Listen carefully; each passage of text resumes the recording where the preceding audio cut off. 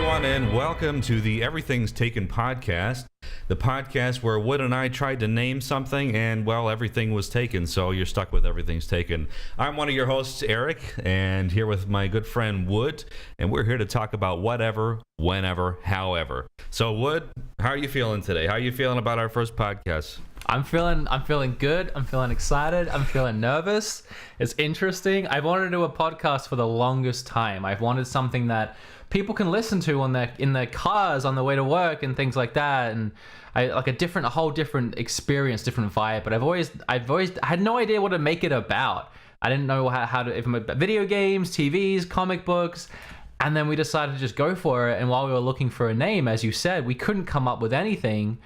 And I said to you, well, everything's taken. And then it kind of just like went around in my brain for a bit. I'm like, everything's taken, everything. It could be about everything, and we could call it Everything's Taken. I like that. That's right. That's right. The name is all inclusive. So like I said in the intro, we're going to talk about whatever, whenever, however.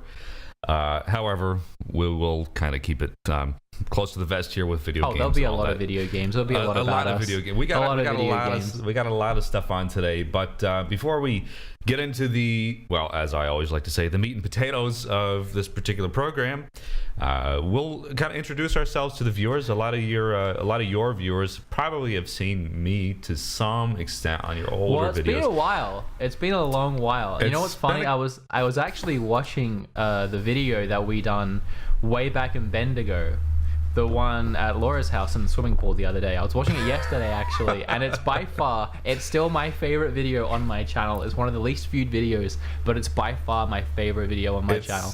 It was the top 5 winner levels. Yes, in video games. And we sat down and we initially wanted to take it seriously, but it just ended up being like a half-hour long piss take for whatever reason. So it was just us laughing the entire time, and it's such a good memory to have. But also the memory, I think it's somewhere on Instagram of you and me watching it back while we were editing it on Laura's couch, just pissing ourselves. Oh my god, no one else is ever gonna find this funny. Shut up. That was a good time. But how did we meet? It kind of all did revolve around Bendigo and you going to Bendigo for the first time. Yeah, so back, nearly 3 years ago now, I stumbled on your YouTube channel. You did a collaboration with Gamester81 for some sort of countdown video or something. I was like, oh yeah, he seems pretty cool. And at that point, I was going to Australia on a work and holiday visa for just a year. I had absolutely no plans, so I was like, I might as well befriend this guy. He seems pretty all right. So I sent him a message, and we chatted for a little bit, and we tried to hook up together and play Mario Kart 8 online, but it didn't work out because the time difference was too long. Mm-hmm. But shortly after I arrived in Australia, I sent you a message, and we started talking, and I booked a bus ticket to Adelaide, and my future was sealed at that point. So we hung out, and we really hit it off, and you remember the first place that we went together? We went to that American burger diner. Cupcake diner, but we got these big stupid burgers. Uh-huh. And I think you flirted with the waitress there a little bit too, if I remember correctly. Didn't you make her a little pickle man out of French fries and the pickle face or something? No, that was you. What I did was we were looking at the menu, and I was like, because the gluten-free craze is like very recent, I guess. Uh-huh. And I've never seen the term GF gluten-free on the menu. And I'm looking at this thing, and I'm like, what the hell is this GF? Like, do you buy it and you have a girlfriend included with it? Like, I'll take the burger, but hold the girlfriend, please. No, thank you. But Wood and I hit it off really well. We've met up in person quite a few times now. It's been a while though. I haven't seen you since you've been married. I know. It's life has really taken a toll on me in the last year and a half since we've met, since we've seen each other. I think it was July of 2015 last. I still can't believe you're married, man. You're like. I'm still kind of young, but like none of my friends are getting married. You're like the only one. I got to come hang out with you and your wife sometime. Well, you're a couple years older than me. I'll be 24 at the end of the month. You're like what, 40? So I mean, there's a couple years age difference. Thanks, buddy. Appreciate you. So how are you enjoying Australia now that you've moved there? Very good. Yeah, I came here for permanent residency and all that stuff, and I came to set up a business and pursue my band. So it's all happening. It's all happening very quickly, and we just We just launched our recording studio and my wife's graphic design studio. So we're busy. We came here for a reason, thankfully, and Australia gave us the opportunity to do that. So, and plus the podcast. I mean, come on, you can't beat the podcast. This is what it's all been about. If you weren't in Australia, tell you, I wouldn't have asked you to do this. Probably actually would have been easier if I was still in New York. No, it would have been way easier. The same time zone and everything like that. Yeah, it's Sunday morning at 11:30 here, and it's like Saturday afternoon for you. So whenever I this podcast idea, as I said, has been floating around my head for the longest time, and whenever I came back to it, it was always you. It was always going to be you. Not only your voice, but the way that we get along and our sense of humor is just, they mash so well, and it's so ever present in that video on my channel, and even the top 5 Wii U games of 2014 or whatever it was, which I think is Alpha Omega Sin's favorite video on my channel as well. It's very funny, and like the top 10 sexiest YouTubers where we are number one. I forgot about that one. Both of us. I mean, honestly, how could you blame us for thinking that? No, seriously, please don't think that I'm like egotistical like that. I mean, maybe a little bit, but oh yeah, we put you and me as the first 2. Yeah. But I completely forgot about that video. Yeah, I remember so many people messaged me like Grimsy was so upset that he didn't make the cut. I know, that's the thing. When we did that, it was very hard to think of all the retro YouTubers in the gaming community and put them in. You know, it wasn't in order of like who was sexiest. That was a different time for my channel. I'll say that much. That was a different time period for my channel. Yes, the last time I was on your channel, it was. Wasn't as good as it is now. I'll say that, and it's because the channel's come a long way. It's come a real long way. Your channel's it really, grown a lot. I mean, it took me deciding to put some actual effort into it, I guess, and that started to actually creep up there in quality just a little bit. Yeah. Well, good for you. I feel like everyone probably knows all about me at this point, so I'm not really going to go into huge arcing detail about my life and what got me here in this seat, and unless there's anything else that you want to say about yourself to let these lovely people learn a little bit about what makes Eric tick. Sure, I'll give a brief introduction. I mean, my name's Eric. I had a YouTube channel called Crossroads Reviews for a certain period of time, where I reviewed games and in-depth discussions on games, and then I moved over to a channel called Retro Game Remix, where I remixed all your favorite classic video game songs, and to that extent. So I've been doing that. But yeah, Wood contacted me about doing a podcast maybe like June or July of last year, and we really spitballed on it for a little while, and nothing really clicked until now. It's always been in motion, but we didn't really pursue it real hard until maybe about a month ago. So we've been building up to that, and this is a new part of my YouTube career to some extent, and I'm very excited about doing it. I think it'll be a big hit, and even if 2 people watch it, you and me, I know I'll enjoy it. So yeah, no, I like it. I like your channel, Retro Game Remix. That needs way more love, and people listening to this, you need to check out his channel. Like, seriously, it's one of the most underrated channels, and definitely one of the most underrated music channels on YouTube. And I'm not just on my knees for my friend here. I'm like being serious. And we'll play one of your songs in the middle of this, in the break of this podcast, right? We'll have the intermission break, and we'll play one of your songs. So if you're listening to this in the car, that'll be a good chance to crank that volume up. Also, the song we had at the beginning, if you loved that like as much as I do, that was also our friend Eric here made that. Yes, sir. And your wife made the graphics as well. So this is very, very much a family. Yes, this is a family thing. So I'm going to be giving you the legal paperwork to be adopting you here in the next couple months. So it'll be a family-run business. So you'll be my parents, and it'll be Eric, Amber, and son. That'd be very funny. Really excited about doing the podcast. So let's actually get into what we're going to be talking about today, which is the most relevant thing in the gaming world, which is the Nintendo Switch. So come on, switches up, guys. Switches out. How could we not talk about it?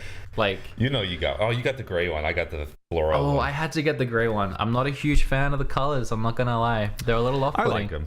I like them. But the thing is that you can buy the Joy-Cons, and if you want the different colors, etc. So there are some color options available. So the Switch, they're good. They're good. I like plain. I like gray. I like how sleek it looks. Well, Nothing wrong with looking sweet. You know, sleek. I actually was cooking dinner yesterday, and I went upstairs, and one of my roommates was up there, and he's not really been into gaming for a while. He kind of fell out back in the NES days, and we was talking about the Switch, and he's all into like engineering and science and computing and all that. He goes to uni for it. And when I brought my Switch upstairs, he was losing his mind. Like, I had it like set up with the Joy-Cons out, and I was telling him about the HD rumble, and I was telling him about the sensor at the bottom, and when I told this, like, you know, non-gamer, non-consumer really, the price tag on it, he thought it was insane. He's like, that is so cheap. Like, do you realize what a revolutionary device that is? Like, there's nothing else is like that for that price tag. And it's crazy when you think of the amount of people out there that are complaining that it's more expensive than an Xbox One or anything like that, and then like they're just going purely on the graphics side of things. But what goes into this system, what makes this system tick? It's the price tag honestly ain't bad. No, it's very good value for money. I mean, over here in Australia, your home country, it was $4.69, and then the games are $75 a piece. But obviously, you got to take into account shipping it into the country, export, import, etc., and then the current economic value for between the U.S. dollar and the Australian dollar. It all equals to be the same value. However, but the technology that's inside it, it's really interesting because, you know, when they first announced, or when you first heard the rumblings, the HD rumblings, if you will, about the Nintendo NX, everybody was like, oh, you know, what's it going to be? How's it going to look? Because a couple of years ago, the handheld division and the home console division merged to one. So obviously, you know, we thought it's going to be something like this. But the fact that the actual console is a tablet, like this is it. I mean, you've seen those Android tablets getting around. It looks nothing different than this. I mean, except you got the Joy-Con functionality or whatever. But the technology that goes into it, you know, it may not be the most mind-blowing thing, but so far I've had a hell of a lot of fun with it. I've only played, you know, Zelda for like, I don't know, 350 hours or whatever. I don't know. Is that it? You haven't really put much time into it? No, I haven't really put any time into it. Where are you at right now? I actually, I just got to the, how do you pronounce it? Gerudo Desert? Gerudo Desert? Gerudo Desert? I'm trying to nail down my second beast. I've done 3 beasts so far. Wow. I have a total of 11 hearts because I need the magic number of 13 for those of you who have played the game. We're trying to be spoiler free here. And it's very hard because we're very eager to talk about Zelda. You kind of gave me a spoiler earlier because I didn't know about that. Oh, did I? I don't know. I'm not going to ask you to repeat that because I'm sure if you think it's a spoiler, chances are it probably is. So we've had the Switch for about maybe 10 days or so. So what are your initial impressions of it? I know you've played Blaster Master and Zelda. What are your thoughts on the UI, the functionality, the comfortability of the controls? What do you think? Do you like it? Do you think for the price, are you getting good value for money here? I mean, I definitely do, and it's something that I've covered in my channel a bunch of times now. I have a lot of videos up about the system and what I feel about it.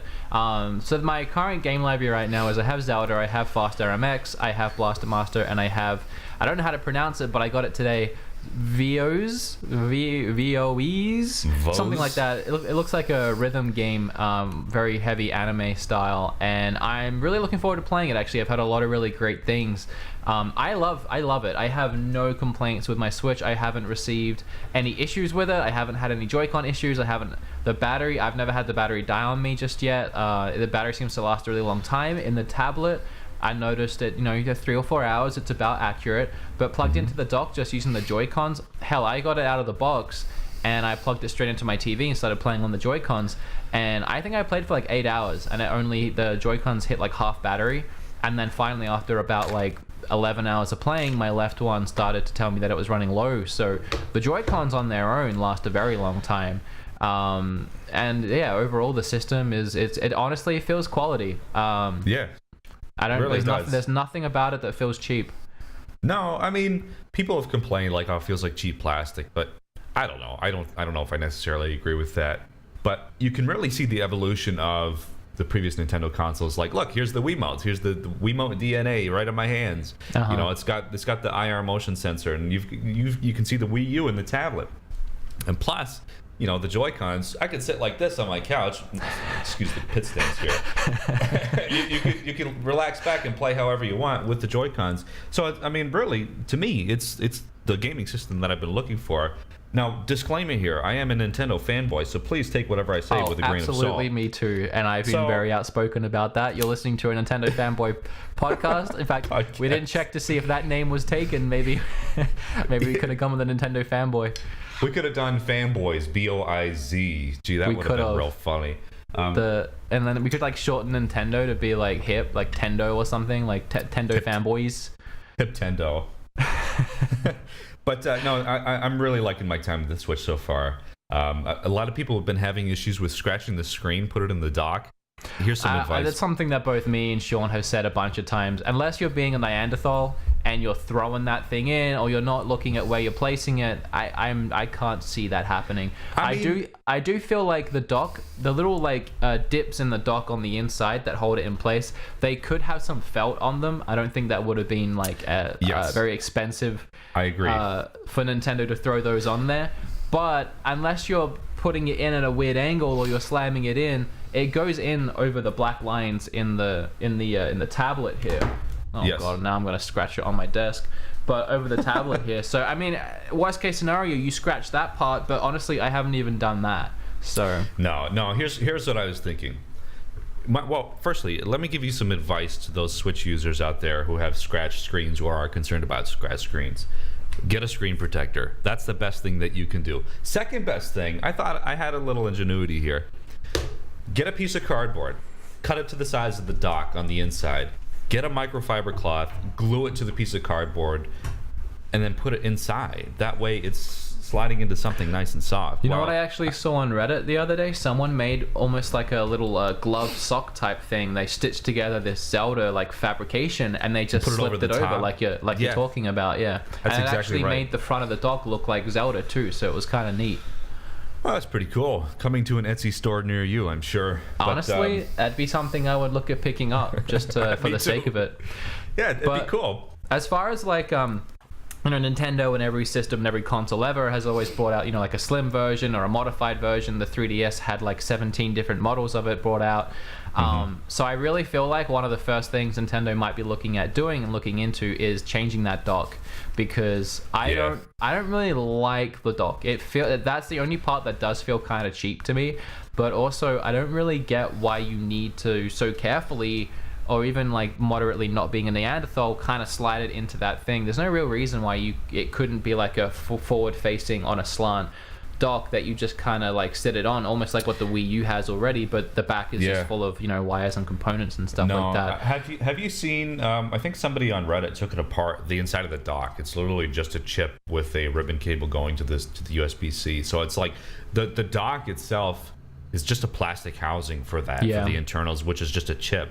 So honestly, if Nintendo would redo the dock, that'd be fine. Otherwise, I don't really care. But the only thing I really see Nintendo doing is some different color options for the Joy-Cons. I've seen a lot of people being Photoshop or having Photoshopped like GameCube editions, like Super Nintendo editions. Like Nintendo, if this was a 3D screen, I'd be reaching through and giving you about $1,000 for that, because that's a great idea. But the thing is, Joy-Con functionality is great. A lot of people have been having issues with the Joy-Cons. I haven't at all. So I don't know if it's just an isolated couple of incidents, and then there's been screen freezings. I don't know. I've been okay at it, but I not to put any blame on anybody else, but I take relatively good care of the stuff that I buy. Not to say anybody else doesn't, but things happen. I understand that. So hopefully Nintendo can fix these ongoing technical issues from here on out. So something that I saw a lot of, I don't know if it was like fan creations or stuff like that when the Switch was first announced, but it was different kinds of Joy-Cons, different like fishing rods, or like random doohickeys and bebops and stuff like that you could slot onto the side. Is that something that Nintendo has said they're going to eventually do? Have you heard of anything like that, or is that just something people kind of want? I haven't really heard anything official. Again, it's probably a case of those rumblings, the HD rumblings. The HD Switch rumblings? Yes, I like that. I like that a lot. It's I guess that could be one of our first of many memes. Uh-huh. No, but I haven't heard anything yet. But some additional functionality would be really cool. Obviously, because if you look at the Joy-Con, it has that little rail, so that could be used as a third-party accessory of some sort. Like if you want a fishing rod or something, I don't know. They're gonna make switch fish. I don't know. Switch fish. Fish switch. Nah, I don't know. But that has to be what that one two fish. Yeah, that would be it. But other than that, I'm pretty happy with it. I haven't heard anything from the Nintendo end yet.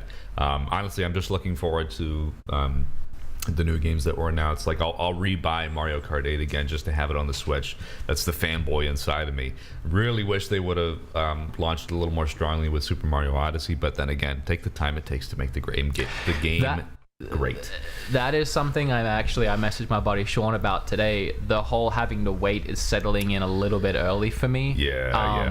Even though I've still haven't even started this new game that VO that I was talking about, and I haven't even finished Zelda or anything like that. A little part of me looked at the upcoming games recently, and I saw that we get the Lego remake or remaster, whatever, on April 7, and then we get the Mario Kart remaster late April. And then everything else is to be confirmed.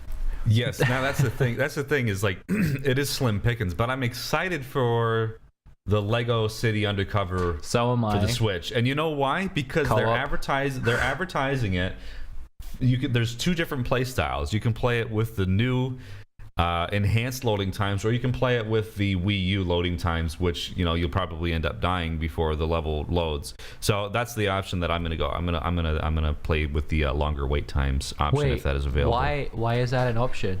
It's not. Thank God it's not. But no, that'd be funny. But it's pretty slim pickings here. So unfortunately, that reminds me of those. Yeah, those wait times were pretty intense on that game. Yeah, I was really disappointed. I was like, oh, I can't wait to play Lego City Undercover, and then I'm waiting like 10 minutes. It's like, I've only just put my name in. And then you went to a new area, and you got to wait another 10 minutes. I know. But, yeah, I mean, look, I'll wait it out until December or holiday 2017 for Super Mario Odyssey. Looks really great. A lot of the indie games that have come to the Switch so far, Blaster Master Remix, you've had some experience with that. If you want to speak to that, that'd be really good, because I'm interested in it. I think it's really cool, and I don't know if it's a remake of the original Blaster Master or if it's like the Metroid Zero Mission version of Blaster Master. So it looks really cool. Fast Remix looks cool. A lot of the indie game support is really great. Nintendo's really going hard for the third party and independent developer. The third party list is definitely a lot longer, like right now and in the coming future. I know one of the games that's out for the Switch right now, but I played on PS4 is oh gee, why am I drawing a blank on this? It's by Tokyo RPG Factory. Help me out here, man. I Am Setsuna. Oh yeah, obviously. Damn. Sorry, I could have helped you with that. I know. But no, I Am Setsuna is very good. Although I played it on PS4, had I not played it on PS4, definitely recommend it for the Switch. Now, did you know that you can get the physical from Japan? Say that again? Did you know that you could get the physical from Japan? Can you? Yeah, you can actually they have a physical of I Am Setsuna in Japan, and obviously the Switch is region free. Finally, we have a region free Nintendo, so you can import that over. This is why every night I go into bed, I don't cuddle with my wife.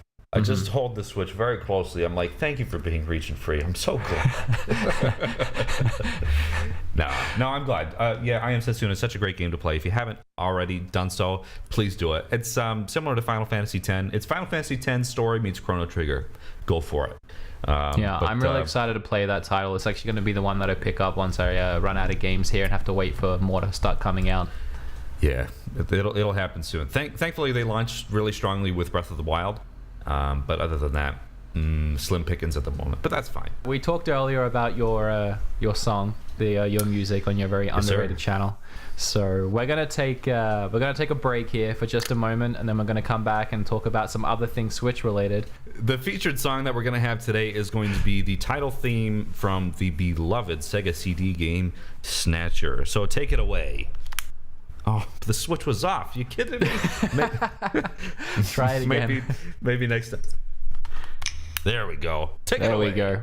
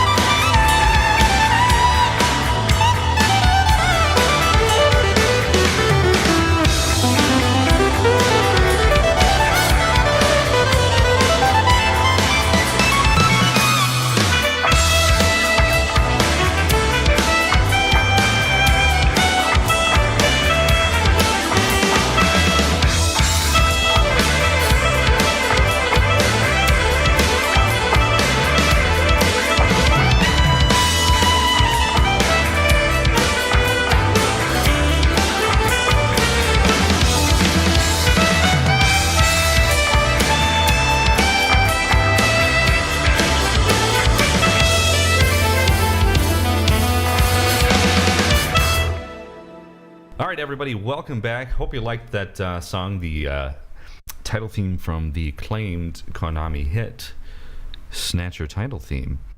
So yes, every podcast we're going to have a little ad break or whatever break. So if you want to advertise your brand, your business, or your channel, let us know. We'd be happy to fit you in for a premium cost of, we haven't determined that yet, probably free. I'm listening to you right now like, is that something we're going to do? But no, actually, I do like that idea. I was going to make a quick joke about how other podcasts, sponsored by audiobooks or whatever. We're definitely not. But I like how we're just like, let's play a song my buddy made. Yeah, that's exactly it. So eventually, will we get to that stage? Nobody knows. Maybe all of a sudden we'll just cut to an ad break and you'll hear this summer. Maybe some sort of movie trailer or whatever. But whatever. That's just a little ad break just for us to reset our cameras, take a breath, take a leak, have some water. But now we're going to talk about Breath of the Wild. So let's get right into that. First thing that I want to dive into, I know this is technically the next thing on our list, but I want to talk about this because I just found it out today. So apparently that initial Link amiibo, the one that was everywhere and that was one of the most common amiibos that you could get, and it was just too many, there was too many of them. Apparently that's one of the hardest ones to find now, and going for about $50 in the US because it has some really cool benefits in the game, in the Zelda Breath of the Wild. Apparently it gives you some really great loot drops. So it's really interesting to see a common amiibo like that. That's almost like a good strategy on Nintendo side of things, where they were like, how could we sell some more of this amiibo that we have lying around everywhere? Oh man, yeah. When you mentioned the $50 price in the U.S., here I am looking at eBay Australia here. Nintendo 3DS / Wii U Amiibo Link Legend of Zelda Super Smash Bros. Series, $125. Buy it now. $50. Buy it now. $80. Buy it now. What are they selling for? Go to the. This is a recent thing, so there might not be too many that have actually sold, but that is insane. Let me look at these sold. If they're selling for more than 50, or let's say 60 in Australia, that has to be some good loot drops. I haven't looked into what you get, but that has to be pretty cool. And you know what? The one amiibo I took out of its package and decided to actually use was Link, and I left it in Australia. Oh. I know where it is. I might have to go get it and use it. Yeah, you might. Send it to me. $87, $80 sold. Wait, no. $50 Toon Link sold. Wait, Toon Link as well? What the heck? Damn it, do I have a Toon Link? No, I know you do, but I don't know if you have and it it's with in you. Australia. No. That's the thing. Is like with in regards to the Amiibo functionality, I went and bought the whole set the other day at JB Hi-Fi. Obviously not just because the Amiibo functionality, but the Link one looks pretty cool. It's pretty neat looking. Oh, I like that Link one a lot. Yeah. But the thing is I looked up online. It's like the IGN guide. What do Amiibos do? Get the Princess Zelda one, and you get the Master Shield. Get the 30th anniversary Ocarina of Time Link and put him in, and you get the Ocarina of Time tunic. All I've gotten is raw meat and arrows. Like, what the hell am I paying for? So, like, every morning, literally every morning before I shower, I turn my Switch on, and I go through and do my Amiibo whatever. Oh, is it once a day? Yeah, once a day. I scan them all in, and I open all the chests thinking, like, oh, here it comes. And then all I get, instead of, like, the Master Shield, is like, wow, congratulations, you got 5 shock arrows. You know what I mean? Like, it's disappointing. Well, so, okay, I haven't done this yet, actually. So you scan it in, and then it, like, falls at your feet with a chest? Yep. So you have to activate the Amiibo rune, and then you press the L button, and then you scan it in, and then you can put it. I gotta say, I'm very friggin' bow and arrow happy. Me too. I throw arrows around like they don't cost $30 for 5. So I actually wouldn't mind. I think honestly, out of everything I could get, like legendary swords and new armor and the best healing abilities, if I got 5 arrows, it'd be a good day for me. I could shoot 5 more guys. I agree. So. The bomb arrows in the game are very, very, very handy. especially in some of the there's something about shrines. using a bow and arrow. Remember what was it, like 4 or 5 years ago when bow and arrow became like the new craze in video games? I remember Crisis Link's 3. crossbow training. There was Crisis 3. They got a bow in that game, and then the new Lara Croft game came out, and you could use a bow in that. And then Last of Us was out, and you could use a bow in that. I think like every game around that time, the bow and arrow became the new hit thing.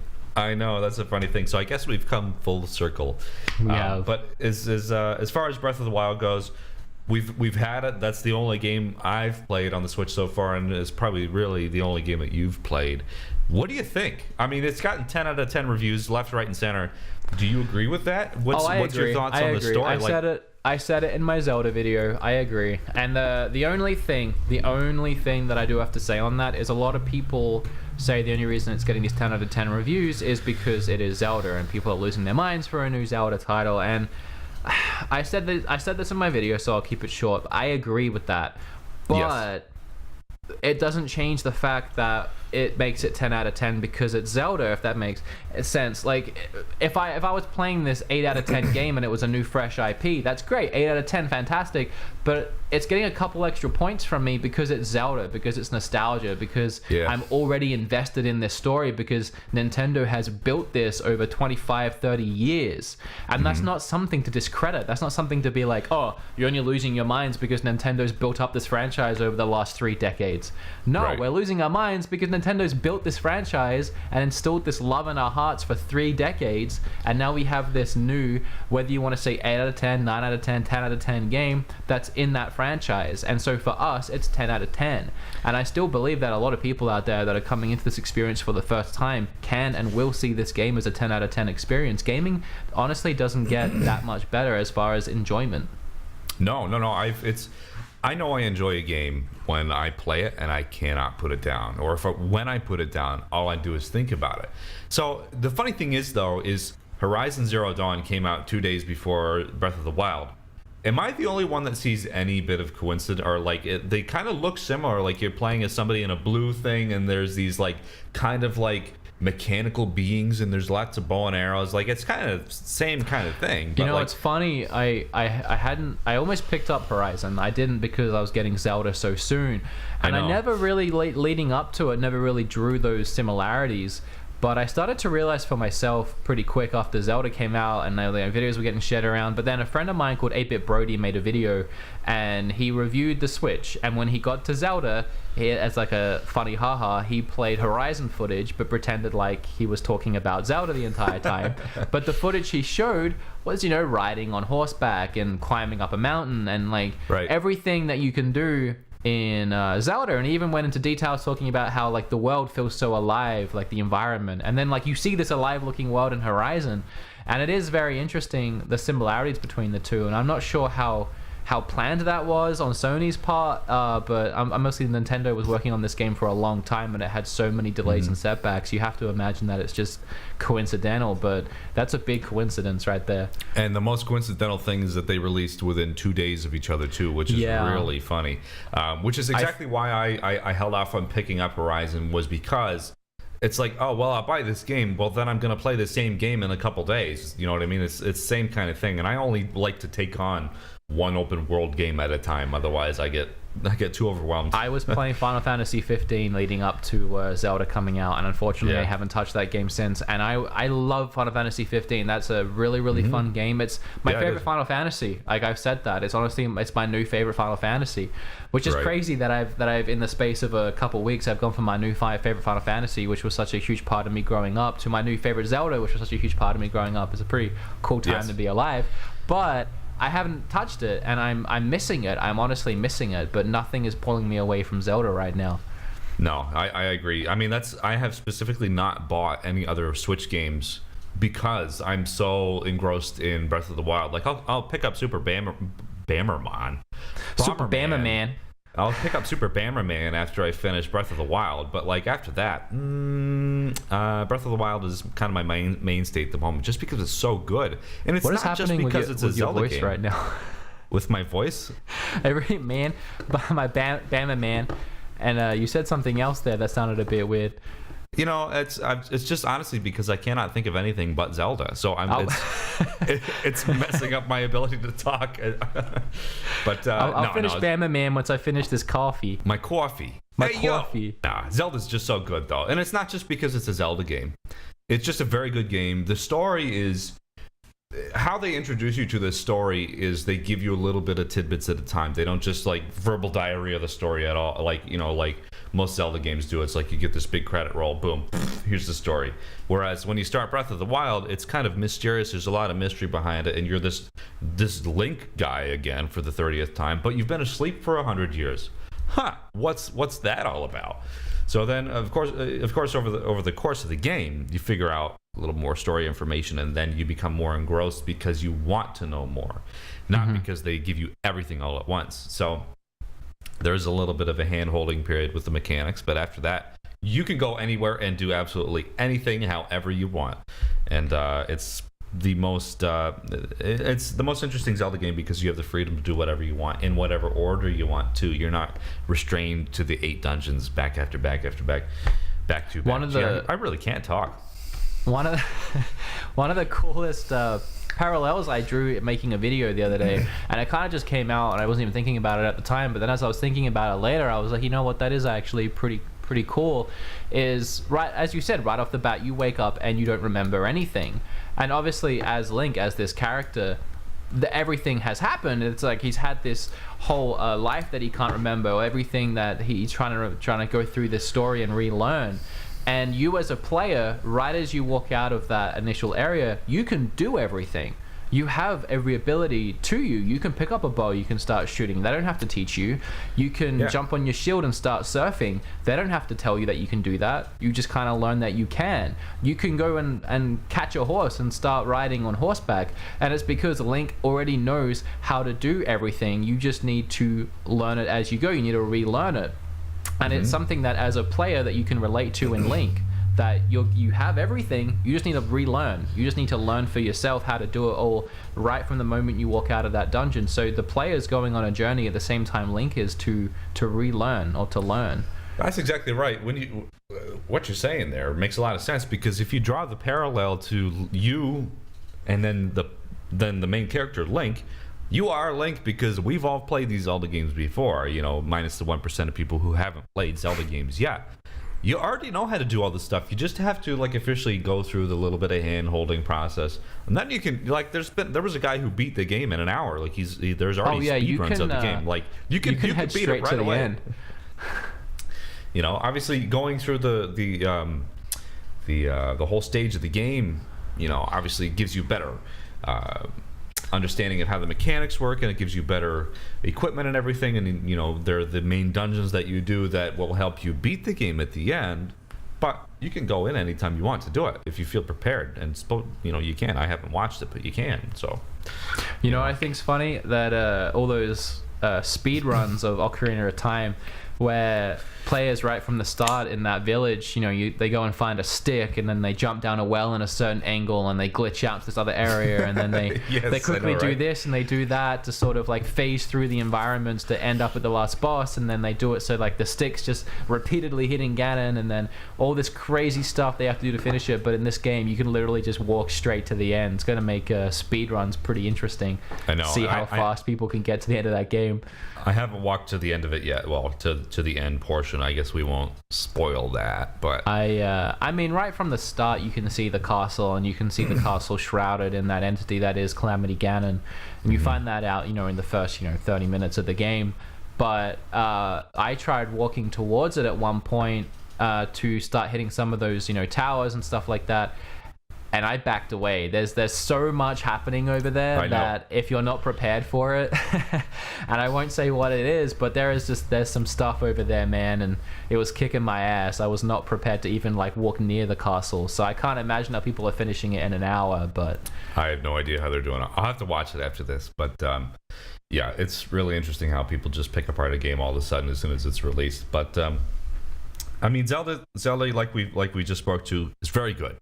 Very deserving of the 10 out of 10 reviews. And if you haven't played it, pick it up. Either Wii U or Switch. Either one is fine. Obviously, we are officially endorsing the Switch, so Nintendo will be sponsoring this episode. So thank you to Nintendo for officially sponsoring the episode 1 of Everything's Taken podcast. Thank you, Reggie. If you could send us a couple of Switches, that would be great. That'd be a couple. I could use an extra dock actually. We'll put that in this room as well, so I can dock my unit in different rooms. Our next talking point here is the open-ended question that everybody's thinking about now that we're after we all beat Zelda and there's the period of time where there's slim picking for games. What do you think the future of the Switch is going to be? What kind of titles do you think we're going to see? Do you think we're going to have any franchises be reborn? Like Blaster Master came out of nowhere like 2 weeks ago, then all of a sudden we're just playing Blaster Master again. It's like, that's cool, and it actually looks and feels like and sounds like a Sunsoft game, which is probably the most interesting thing. Sunsoft's been dead for so many years. Well, to my knowledge anyway. Like, where do you think the Switch is going to end up? How do you think we're going to talk about the Switch in 5-10 years time? It's so hard to guess, and I've been following Nintendo for the longest time now, and I was so avidly invested in the Wii U, so for the last 5 or 6 years I've had my ear to the ground on everything Wii U.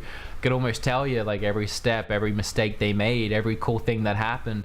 But even still, with all that knowledge looking into this system, it's so hard to even fathom the direction they're going to go in, because the Wii U didn't do very well, and I'm sure they don't want to follow any of those steps. And the Switch is, as much as it makes sense, and as much as you look at it and you'll be like, yeah, that's what Nintendo was always going to do, and that's what makes sense for Nintendo, it still came out of left field. You looked at it and it was like, what? So it's kind of hard to kind of even take a guess as to what Nintendo's going to do, because Nintendo's always fooled us. They've always confused us. They've always done things that we're like, why? And then they haven't done things that we're like, if you did this, you would make so much money. Something that I've wanted for the longest time is a full RPG type Pokemon game. Like, give me this new Zelda, but fill the world full of Pokemon. Make the tablet on the Wii U, make the tablet a Pokedex. I mean, you could still kind of do that with this new system too. It wouldn't be the way that I envisioned it initially. Pokemon Snap. Look at Pokemon Snap. Like, there's so many Pokemon franchises you could do with that. I mean, I feel like Pokemon's getting really stale. Like, I honestly really enjoy Sun and Moon, but a part of me while I'm playing it still feels like, come on, like look at where Zelda is now. That leaps and bounds above the initial NES title. Look where Pokemon Moon and Sun is from the first Red and Blue. Like, I would not say leaps different. And bounds. That's the thing. Is like, we grew up on the Game Boy versions, and it was really cool when, I got Pokemon Stadium for my 7th or 8th birthday, and I put it in, and you had that thing that plugged into the bottom of the N64 controller, and then you put your cartridge in, and your Pokemon would come to life on your TV, and it was like the coolest thing. And it's like, wow, I can't wait to see where they'll go from here. But it's like, there's just this stagnant block of time between then and now. I mean, yeah, sure, we've seen like Pokemon Tournament, we've seen the Pokemon in HD on our TVs, but not to the extent that we want. The closest thing to an actual Pokemon game was Pokemon, Pokemon Coliseum? I think that was Coliseum and Gale XD, or XD Gale of Darkness, whatever it was, whichever way around that goes. I have it behind me. I should probably know that. Yeah, because I think that was it, because, I mean, it was kind of like a dungeon crawl Pokemon game, but it wasn't. But Pokemon XD Gale of Darkness. The things about these games, they were really, really great, honestly. They were really fun, and they had an adventure aspect to them where you, in the first one, in Coliseum, you went around on a motorbike, and you like went town to town, and you battled trainers, and you went through all this story. And the only thing that kind of ruined it, that took it from like, this is where Pokemon games should be going, was you couldn't find and catch Pokemon in the wild. The way you had to catch them was there was like a Team Rocket type entity in this game that were corrupting Pokemon, corrupting their hearts. And when you found a corrupt Pokemon, you could steal that Pokemon. That was the one time in Pokemon games where they let you throw a Pokemon at another, they throw a Pokeball at another trainer's Pokemon, and you could kind of coax it back and kind of fix its issues that it had developed with this abusive trainer. So I mean, that was I mean, it was a really good, and it was a cool step in the right direction, but it wasn't what they could be doing with it. And I think on the Switch, if you did that, I mean, I've said it before, but every PC game that comes out that's open world like that, like the new Ark, what's the first thing people try modding? They put Pokemon in the game.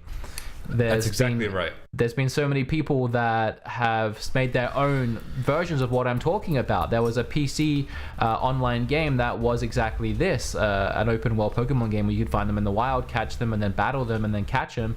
And Nintendo pulled it. They said you can't make this. So they're actively seeking out these entities and shutting them down. They know it's a thing people want, but for some reason, it's just a license to print money. I don't get it. I would buy a copy on as soon as I could. No, I certainly agree with you. And what I was going to say is, like, now all these people are coming out and making these fan games, and like you just spoke to, Nintendo's shutting them down. There's an obvious demand for all these games. But now if you follow Game Explain, or as they're sometimes called, Rumor Explain, somebody saw some sort of HD whatever of some sort of Pokemon Sun and Moon file that may have been playing for a Switch. Would I replay Pokemon Sun and Moon on the Switch? No, because I put my 20 hours into Pokemon Sun and I was done with it. But Did you they're kind finish of it? Yeah, I finished it. Oh.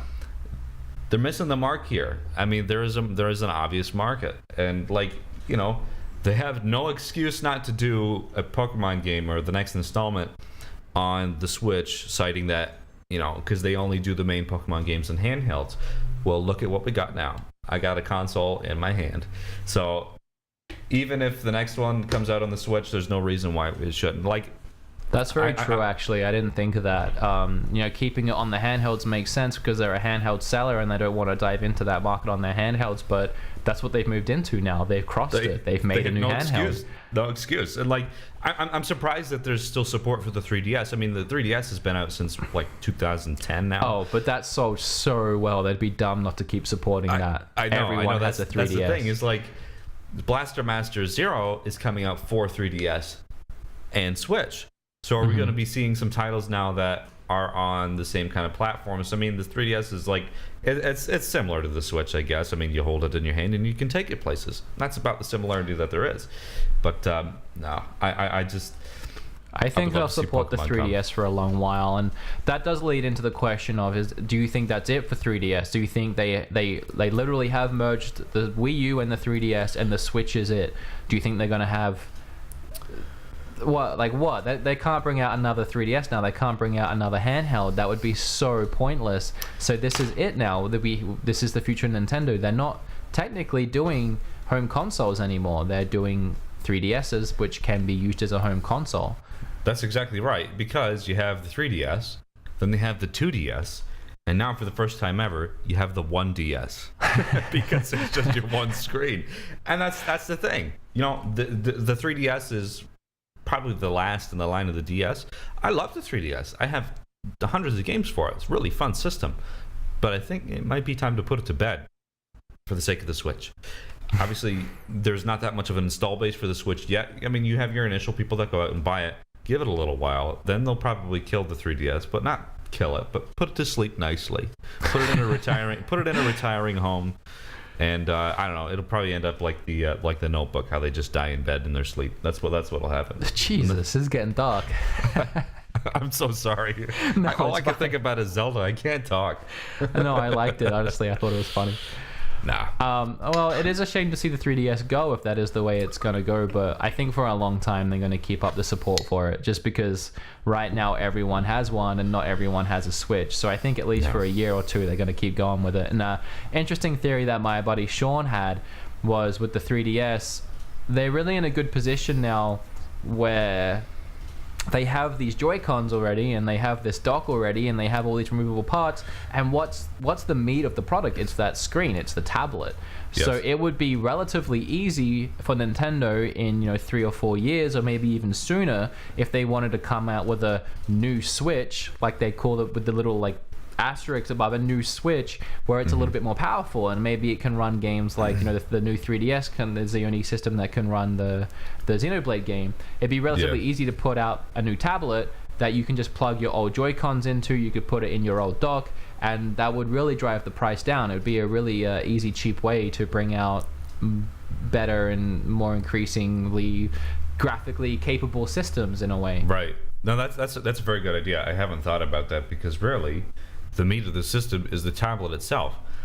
But the thing to remember is if, they pull a PlayStation 4 Pro here, they have to start introducing some other features that the Switch doesn't have, such as cloud saves. Because Zelda saves right to the system. It doesn't save to the cartridge. So they'd have to think about it. Well, maybe there's a way they could get it on the SD card. They could make it so you switch it all over to the SD card and then switch your SD card over and switch your SD card over and put it into the new Switch. I almost can't handle that. But would Nintendo come out with a new Switch with some new guts inside of it? I don't know. All that will be seen in time. But as far as graphics and everything like that, look, I don't care. I'm not one of those graphics guys. Like if I was, I'd be talking to you on like a $4,000 PC with 8,000 gigabytes of RAM. You know what I mean? It's like. Oh no, I don't care either. But at the point where there is some frame rate issues with the Zelda, and then like it's not big and it's nothing that really gets in my way. It stutters a tiny amount. It'd be fairly easy for them, 2 years down the road. I feel like to bring out a system that would at least run Zelda without any stutters. Yeah, but have you seen? Well, you've played fast remakes or whatever, like 60 frames per second, docked or handheld mode. I mean, come on, guys, that's really good. So there's no reason why they wouldn't be able to continue that trend. But then again, Fast Remix Neo or whatever it is, the Neo Racing that was on the Wii U looked really good and graphically was probably the best looking game on the Wii U. So I don't know, those guys just got a good engine going. But because the Wii U supports the Unreal Engine, I mean, come on, Final Fantasy VII confirmed to be Unreal.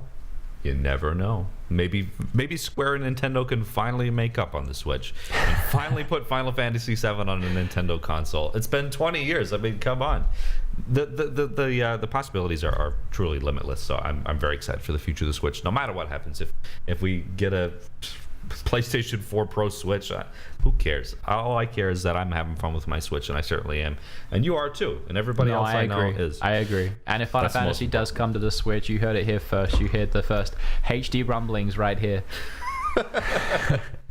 Gee, that's very funny. No, Switch is very good. I'm very glad the funny story, I'll tell you the story here is, I had to cancel my pre-order for the Switch because I pre-ordered it after the I want to hear this. The conference in January, where they were like that, they did all that. Yeah, that I really like that. And it was really awkward. Honestly, they couldn't say Switch without doing it. It's like they had a binding contract that every time they said Switch, they had to throw their hand in the air like an idiot. That's exactly what they were, and it was whatever. But no, after the conference, I went and pre-ordered it, and I was thinking, oh, gee, because as hard as the NES Minis were to get a hold of, I better get in like the minute that this conference is done and pre-order the system. So that's exactly what I did. Now I had to cancel the pre-order because I ran into a little bit of financial trouble. We had to pay the registration on our car, which is about $700 every February. Damn. We budgeted for it to be like in April, so we had the extra money around, but just didn't happen. So I had to cancel the pre-order because we had to pay. We got to drive to work, obviously. Duh. So I canceled the pre-order, and I was just devastated. So like last week, or the week before, I was just like leading up to the Switch, and I was just like, oh shit, I'm not going to be able to get it. So I was like really disappointed, and I had the guy in my band come over. We were rehearsing for an acoustic show that we have coming up at the end of the month, and I was like, I need something to take my mind off of it. So we were just playing music for a little bit. And then my wife Amber she's like, oh, I just got to run to the store for a minute. I was like, okay, fine, yep, I'll see you. Be safe, drive safe. And then she comes back. My friend and I, we finished rehearsal, and it's like, gee, I'm hungry. Do you want to get something to eat? So then we go to Hungry Jack's, which is the Australian Burger King, and I'm like, man, I'd really love a Whopper. And then money was so tight that I could only afford a Whopper Junior. You know that feeling? That's the most devastating thing. When all you want is a Whopper, but you just get the Whopper Junior. That's bad. We've been sinking real low here. So then we come home. I open my Whopper Junior, and then my wife comes out of the bedroom with a box, and she's like, "Here," and I'm like, "What the hell is this?" And she's like, "Open it." So I open it, and there's a Switch in there, and I'm like, "This is why you get married, folks. This is why you get married. So your wife can buy you a Switch surprise with Breath of the Wild. So that is my redeeming Switch story. So that's why I love my Switch, because my loving wife went and bought it for me when we shouldn't have been able to buy it. Amber just went up 2 points in my book. Yes, she gone up a lot of points since then. I love that subtle little click when you leant back there as well. That's exactly it. All right, so I think that's probably just about enough of the Switch for now. We definitely both had a lot to say about it because, I mean, even just for us, we haven't really talked in the last week or two because I went to Texas for a little bit and then I was super busy catching up when I got back. Yeehaw. And we didn't actually get to talk about the Switch, so that was more of a chance for us to just have a conversation between the two of us that everyone else listening had the pleasure of hearing our conversation. So when you actually click that down, is that making a sound through the system, or is that just the sound it makes as you click it down? No, it makes the sound through the system. I actually never noticed that before. Does it actually? Here, I'll put the speaker right under the microphone here. Yeah. I didn't know it done that. We're finding out Easter eggs right now. It's really cool. But yeah, as we discussed before, we've made the Switch, and we're just discovering that every time you put the Joy-Con in there. To end this podcast, let's what's something funny or interesting that happened to both of us recently? Something that stood out to you in your life. What's a story you can share? I'll go first because mine is very funny. My day job, I've got to pay the bills. It's not my dream job, but I work in a call center servicing health insurance for Bupa. So people call up making payments, for their health insurance or inquiring about, when am I paid up until, or what kind of health insurance plan am I on, etc. Just a phone job. It's nothing special. Pays the bills. I had this guy call up the other day, and he said, "Hi, my name is Richard Burns. I want to know if I'm covered for a vasectomy." And that's it. I honestly. Oh God, how did you handle that without breaking out laughing immediately? I didn't. I mean, I handled it well. I was nice and professional and cordial, and I said, sure, I'll what I'll do is I'll have to pass you on to the right department in order to determine what you're covered for in regards to that. And then I said, "Oh, thanks, have a nice day." And then I hung up the phone, and I was like, So. Okay, well, at least your beard kind of hides your smile a little bit, so you get away with that. At least your co-workers don't see you laughing. No, the funny thing is that I turned to the guy next to me, and then my wife Amber, who works just right across from me, we look at each other each day, and I looked at her and I'm like, So that was funny. And you two are so in tune. She looked right at you, and you were like, "That's his vasectomy face. I know what's going on." If I have a vasectomy face, I hope I don't. I think mine would have to be, so I recently went to Texas, as you know, and I came back, and I was back for a couple of days. But my roommate, and a lot of my roommates didn't know that I had come home. And the first night I was home, I got home really late. It was about 2 a.m. in the morning, and I was downstairs, putting my stuff away and packing up. Anyway, a couple of days later, I'm out in the kitchen, I'm cooking dinner, and one of my roommates comes in. He looks really worried, and he's like, "Are you okay?" And I was like, "Yeah, why?" And he's like, "While you were gone, I walked past your room, because I live downstairs. I walked past your room and I saw the stairwell, and it was all dark down there, but the door was open. The door hadn't been open the entire time you were gone. You weren't here." And I was like, "Oh, I guess he's back." But then, as I was walking past, I heard a little girl's voice say, "Where are my parents?" And at that point, I was like, "Well, I'm moving house, and I am never going down into that basement ever again." But it turns out that I actually was home, and he didn't know that, and I was downstairs watching Finding Dory, and it was just Finding Dory's voice asking for her parents. But at the time when he was telling me the story, he started it with "when you weren't here," I heard a little girl's voice from your bedroom. So I was ready to move out at that point. I'm not sure if I believe in ghosts, but that was enough for me. Everything down there, like my Switch, it was all just up for grabs at that point. That's the smoking gun, the ghost of Dory, the flounder fish, trying to find her parents, but somehow she's floating through the stairwell in your house. Very spooky. Past, he heard some HD rumblings, and it was downhill from there. Yeah. All in all, we'd like to thank everybody for watching the first pilot episode of Everything's Taken. We've been talking about it for close to a year now, and finally we're doing it. So we hope everybody out there had as much fun listening as we did talking to each other. Any final points? What? No, I'm good. We were talking for a while now. I need some water. I know. I'm ready to shut up. No, I am ready to not talk to you ever again. This was a bad idea. I'm starting to regret this a little bit. I'm sitting here staring at your vasectomy face, and I'm kind of running out of things to say. I certainly hope I don't have a vasectomy face. I think I'd have to see a psychologist. But does Bupa cover that? No. We'll find out. We'll find out next week. No, I had a lot of fun. And as I said, I wouldn't do this with anyone else but you. So yes, glad to have you here, and I appreciate that. And I look forward to finding out who you managed to get on the next podcast. Me too, because at this point we don't know, but we'll find out. We have no idea, and you guys will find out with us. So thank you very much. Remember to go follow Eric on everything he does. He has a band. He has some. You have like a little company now. You started with your girlfriend. You have a YouTube channel. You have a lot of things going on that people can head over and check out. It's just wonderful. It's just beautiful, isn't it? Just beautiful. And I appreciate you guys watching. If you're watching this on YouTube, remember to hit subscribe, like, comment, all of that stuff. And we will see you next time. Thank you so much for watching the first episode of Everything's Taken. Remember, the ETPodcast, phone home. And our podcast to phone home about. We're not ending it like that every time because it's too dorky. It's very cheesy.